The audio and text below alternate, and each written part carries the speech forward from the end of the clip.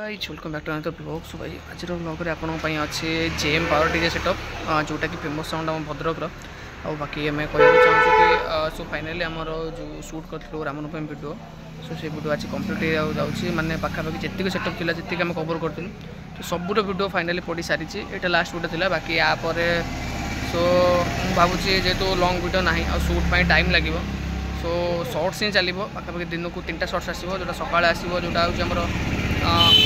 10टार आसो बाकी तापर आउ दिन गोटे आसो नेक्स्ट गोटे आसो पाखापाखि संध्या 5टा पड़े आसो बाकी 3टा सर्ट्स ही पड़ो दिन को सो लंग वीडियो शूट हम जो होम टूर वीडियो शूट हम so home tour video shoot है दिन फिर कंटिन्यूसली चैनल एक्टिव रही लंग वीडियो उपर। सो भाई फुल वीडियो एंजॉय करूँ जेएम पावर सेटअप और लाइक से सब्सक्राइब जाल करते हैं।